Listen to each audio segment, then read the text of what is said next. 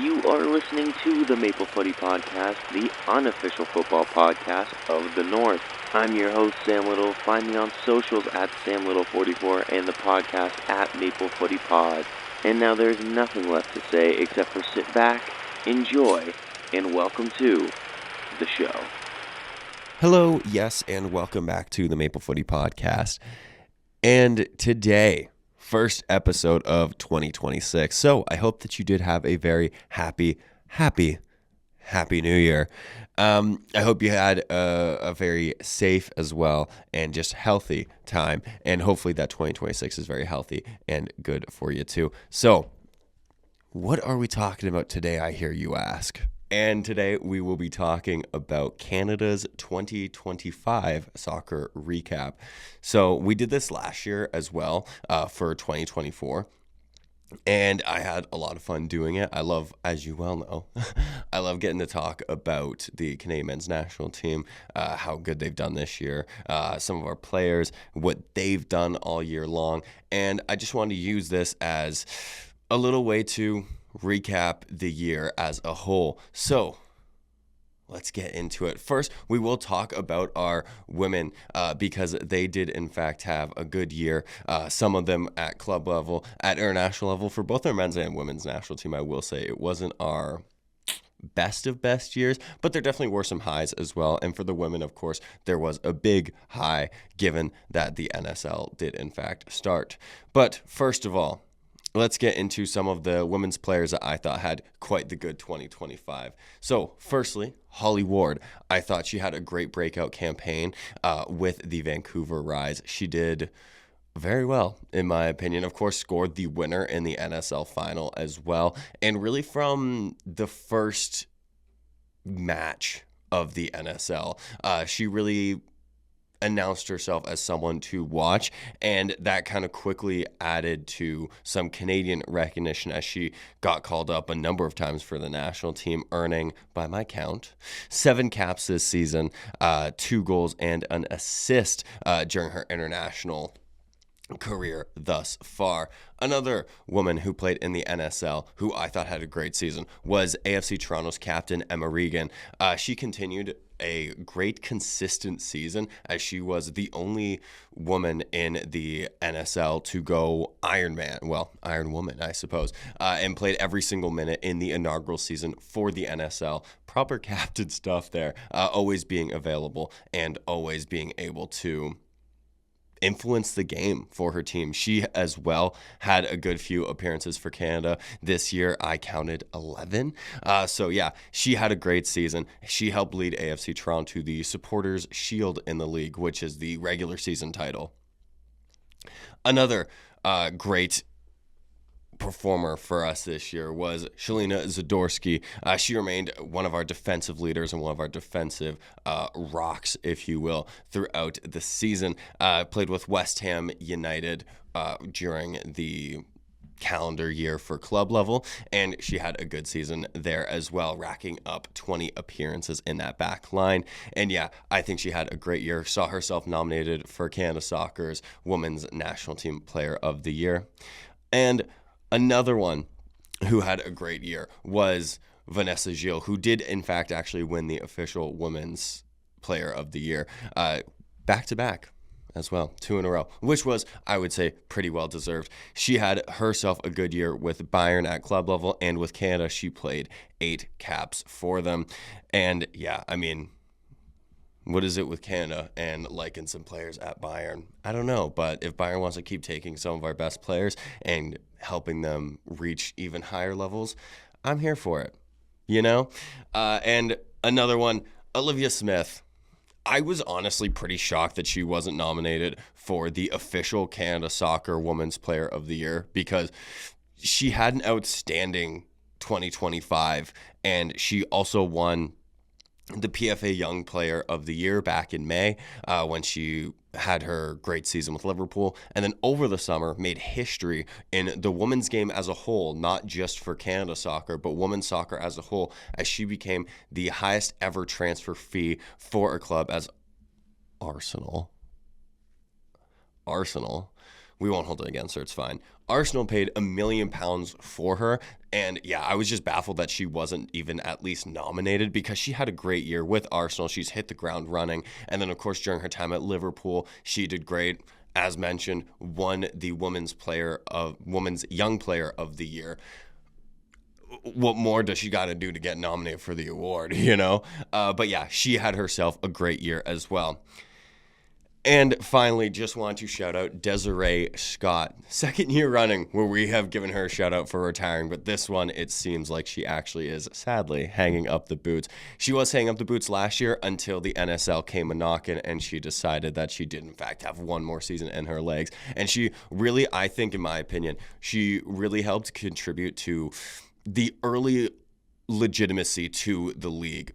And by that, I mean, she is someone who not only brings the quality, but brings a great reputation, a great legacy to the league, and immediately adds something to not just Ottawa, but the league as a whole, of a player that is buying into what the NSL can be.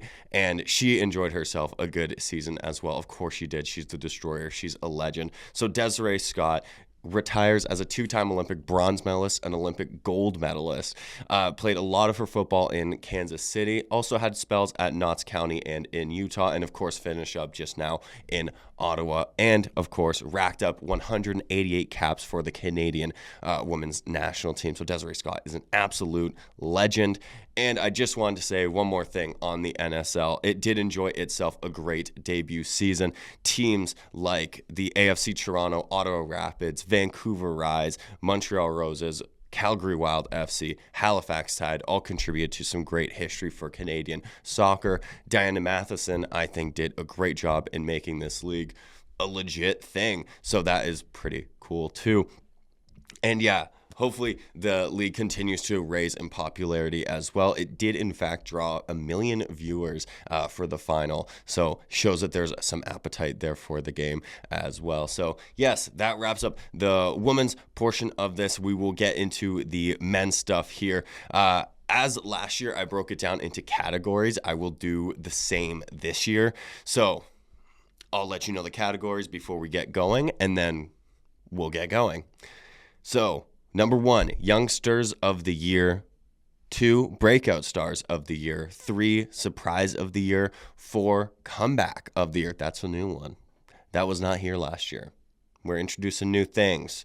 5, Transfer of the Year. 6, Coach of the Year. 7, Match of the Year. 8, Moment of the Year. 9, Player of the Year. 10, Leave in 2025.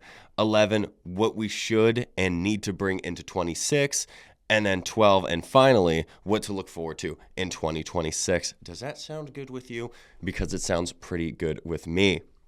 So as we go through these, I don't just have like one person or one moment or what have you. I have a small list per each category where I'm going to give you some names and some reasons why I think that they're here and why they should be here. So Youngster of the Year. I have 4 names here. And I've done it as U23 of the year for Canada.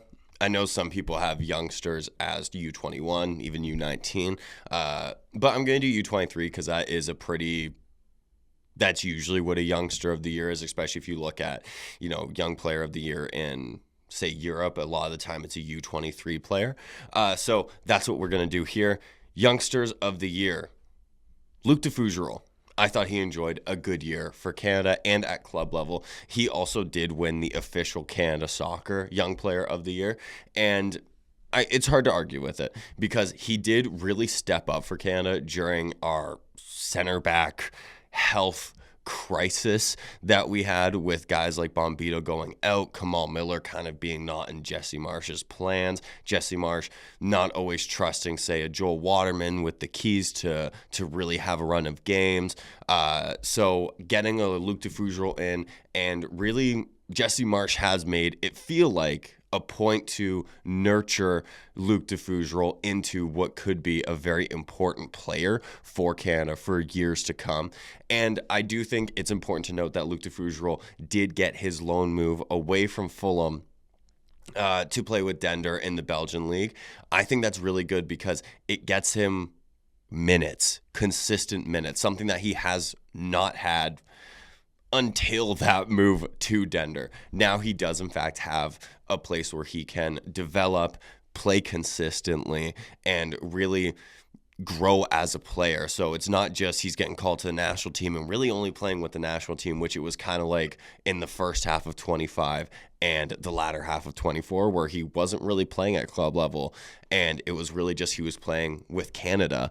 So it's good to see him get this move and now get to go forth and prosper, Another young center back I do have, Jamie Knight-Lebel, someone who feels a little bit forgotten about this year, which I think is a mistake because I do think he has a lot of potential. I rate him up there with Luke DeFugeral. I think both of them could go on to be two very important center backs for us in the future. Currently, Jamie Knight-Lebel is playing with Swindon. He also enjoyed a loan spell at the Crew earlier in the year before, May, and then the season ended. He didn't enjoy too much time with the men's national team on the pitch, which, once I said, I think is a little bit of a mistake. I do still think he's in the plans. I just think that right now with the center backs kind of being a bit crowded with, your once Bombito's back healthy, knock on wood, hopefully very soon, Derek Cornelius, even a Kamal Miller, who I still rate, guys. I still do. Joel Waterman, now Alfie Jones. I'm sure I'm probably forgetting guys, and that's just off the top of my head. But my point being, it's kind of getting crammed and crowded for the center backs for Canada at the moment. So a Jamie Knight-Lebel could see himself kind of having to, I don't want to say step up his game, because I do think he has enjoyed some really good game time and maturity, and he looks really good, but almost in a sense step up his game, for lack of a better term here, to really get noticed again by Jesse Marsch, to maybe get himself onto the plane for the World Cup. Our second last young player that I have is the best Saliba in world football, Nathan Saliba. Enjoyed a phenomenal year with the men's national team. It really feels like he's solidified himself now into the national team. Jesse Marsch, at first, when he came in, was not really selecting Saliba.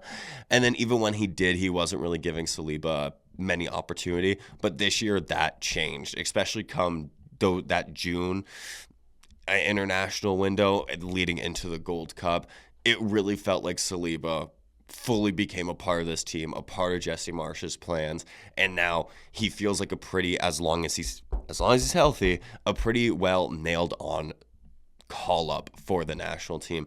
His move to Anderlecht I thought was absolutely massive for both the program as a whole and for himself. He gets that step away from Montreal, who have enjoyed some good history in the past, but as of right now are kind of in the trenches a little bit. So it's good that a young player got noticed, got the recognition, and now is playing for one of the biggest clubs in Belgium, and a club that is known for nurturing young talent and then ending up sending them on their way. I mean, look at a Yuri Tielemans, if you will. He came through Anderlecht, and Belgium has been a very nice home for Canadians recently, with guys like Tajon Buchanan and Promise David, just to name a couple. So yeah, really happy for the best Saliba in world football, Nathan Saliba. He definitely deserved this move, and he definitely deserves that recognition from Jesse Marsch, and he definitely deserves to be in these conversations of should he be starting for Canada at the World Cup. It is a valid conversation to have, and I'm so glad that he's now in these conversations because he is so good. But my Canadian Young Player of the Year, this probably isn't a shock to you if you have been listening to the podcast. It is Nico Seeger. He stepped up so well for Canada this year, whether it was deputizing at right back when Alistair Johnston went out hurt, or playing in the midfield a couple of times of the Gold Cup. I just think that he's been able to adapt to any role Jesse Marsch has thrown at him, and he's done it just so well. You can see the class that this guy oozes on the pitch with the ball at his feet, whether he has, or if the ball's not at his feet, he's making stuff happen. He's so good. Nico Seeger has, in my opinion, maybe the highest ceiling of our young players in the national team. I know, you also think of a Saliba, a DeFugeral, a Knight-Lebel, even Kone, I know. But Nico Seeger just has that.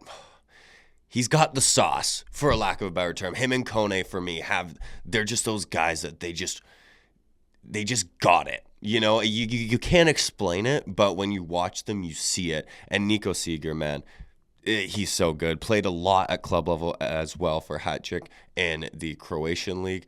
And I'm thinking he's probably going to get that move away potentially before the World Cup. But if he doesn't get before the World Cup, he's going to get it after the World Cup, because he's going to be that player that I think a lot of people will be talking about coming out of the World Cup, because he just is that good. Let's be real. So yeah, Nico Seeger, my youngster of the year. And I think that all these guys are really only going to get better. And I'm really excited to see how they're going to progress. Moving on to breakout stars of the year. I have 3 here, and I'm going to start with Nico Seeger. Since I did just talk about him, I'm going to keep it brief. But as I said, Nico Seeger, we saw glimpses of him for the national team last year, but he didn't really get a whole ton of time, especially because he only got integrated into the national team, I believe it was in October or November of last year. So not really a whole ton to familiarize the fans and himself with the national team. But this year, been a different story. Being called up, I think, off the top of my head, every single camp this year. And if it wasn't, it was pretty damn close. So yeah, Nico Seeger, as I said, keeping it brief for him. But the next 2, we won't be keeping it that brief. Number 1 is Ali Ahmed here. Ali Ahmed, I do know he's been around the setup for quite some time and has been a Whitecap for quite some time, but this felt like his breakout year. We've seen his quality and we've seen how good he can be, but I think the level of consistency that Ali Ahmed hit this year was frightening, because he was elite from the moment that the MLS season kicked off to the end of the MLS season. Whether he was playing with Thomas Muller or not with Thomas Muller, he looked great. Like, he's one of those players that you just want to tune in to watch. He's got the great footwork. He's just so direct too. I've long said as well that if he could just work on that end product of goal scoring, oh my gosh, he'd be the complete winger. He just would be, because you already know he can create goals. He had so many assists this season. And then if he could even add on, say, like 8 to 10 goals a season, he's complete. Like, he's complete. For Canada as well, I found he really stepped up and found a new gear. Last year, he was kind of in and out the starting 11, a lot of the time used as a super sub for Canada. And it was a role that I thought suited him pretty well, because he excelled at it last year. But this year, I found him getting a lot more starts and looking just as impressive for Canada as he did at club level with the Whitecaps, albeit apart from that one time he did, in fact, get sent off. But that's okay. We're all allowed a couple of stumbles here and there. But yeah, no, Ali Ahmed for me, although, as I said, a lot of Canadian fans have known him for quite some time, this felt like the year where he officially broke out and made that spot on the national team his. And at club level, he did just so well. And I mean, at club level, he just did so well. And then you pair that with what he did at the national team, he was phenomenal. And then my final breakout star of the year, it had to be. It's Promise David.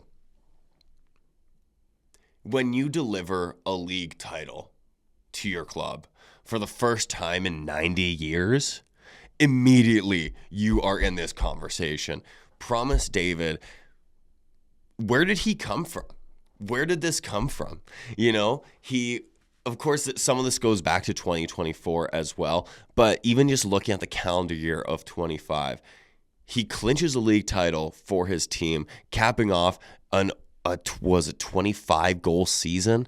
Then he gets his first cap for Canada, scores in his first cap for Canada, finally starts to rack up a couple of caps for Canada, which I do think we grossly underused Promise David this year, but we'll get into that a little bit more later on. But regardless, Promise David himself racked up a couple of caps and a couple of goals this season. Then the new season starts in Belgium. He scores in the Champions League, continues to score for his club in the league. Currently, they are sitting in first place in the Belgian league.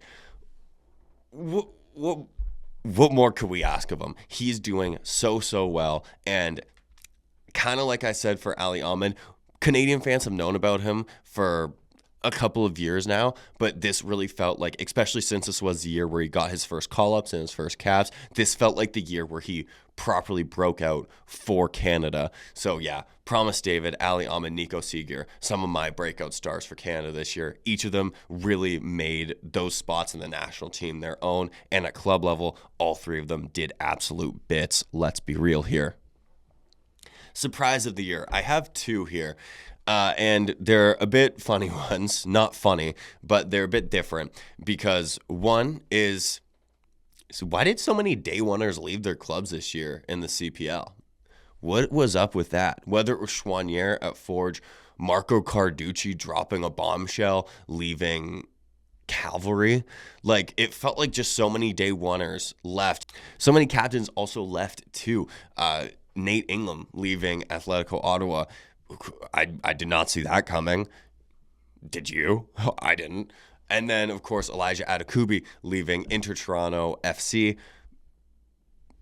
Where are all the day oneers and and captains going?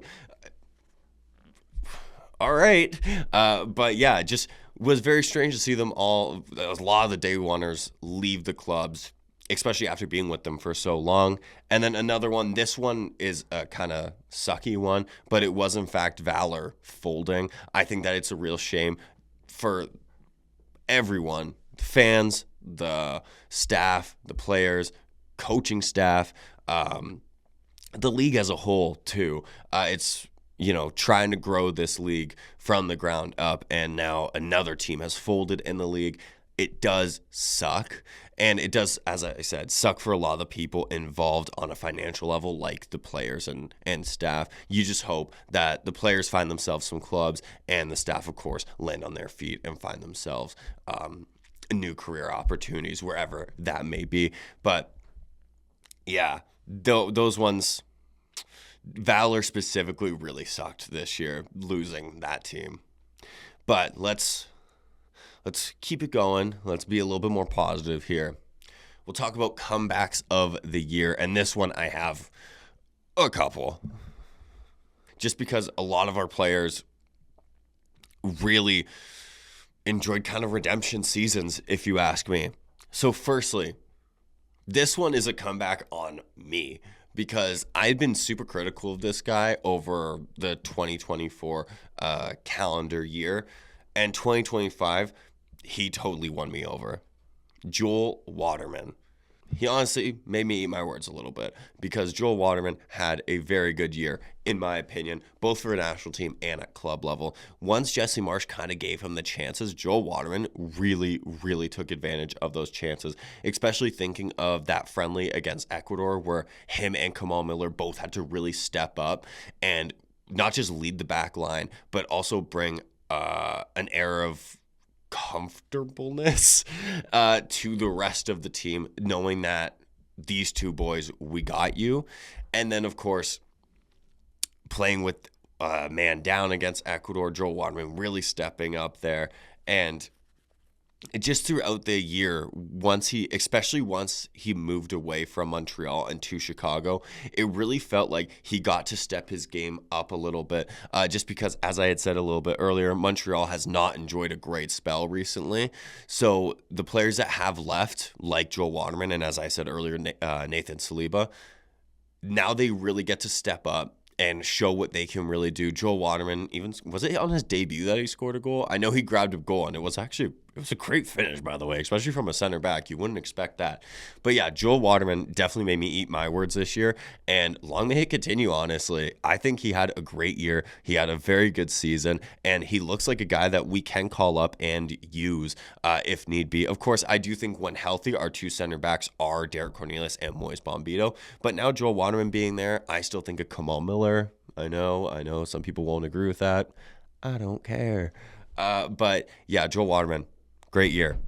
Another comeback of the year, Richie Laryea. He did not have the best of 2024, and it wasn't really much to do with his fault. He had a terrible injury that kept him pretty well sidelined for a good portion of the year. He even did get nominated for MLS Comeback Player of the Year, so just shows that he properly had a pretty good comeback this year.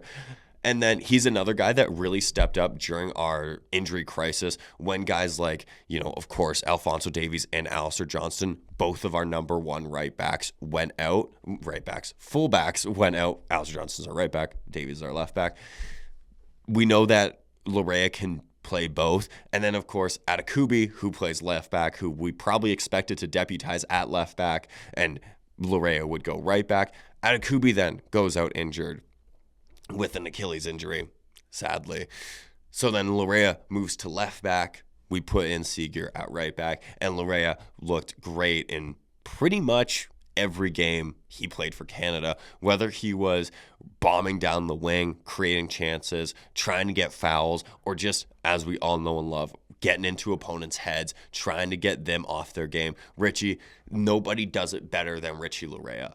Like, just factually, nobody does it better than Larea. And that's why we love Larea. That's why we want Larea on our team and why we want him to be playing as much as he can be. So, yeah, Richie Larea coming back from that injury, I think did an amazing job in reminding everybody just who he is.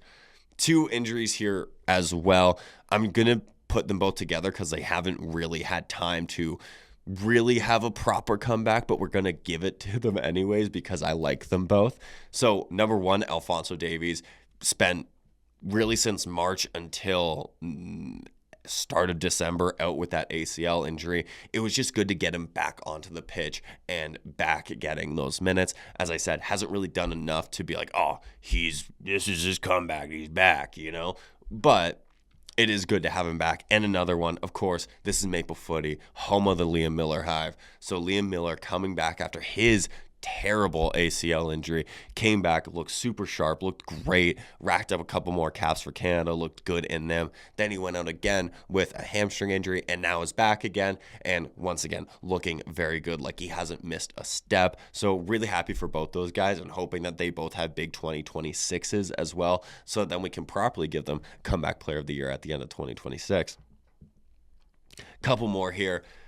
These ones are performance-based. Theo Corbeanu.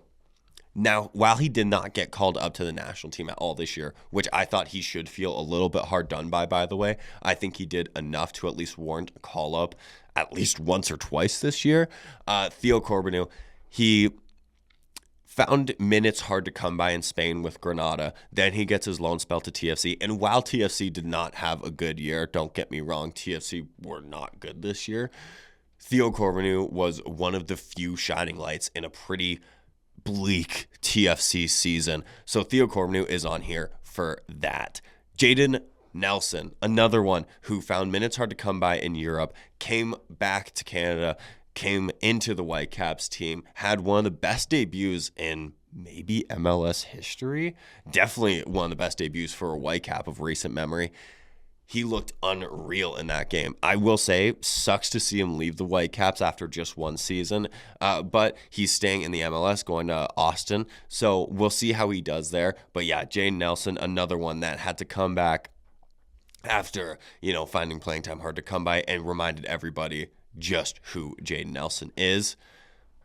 Theo Bear. If you're a longtime listener of the podcast, you know that I'm a big Theo Bear fan.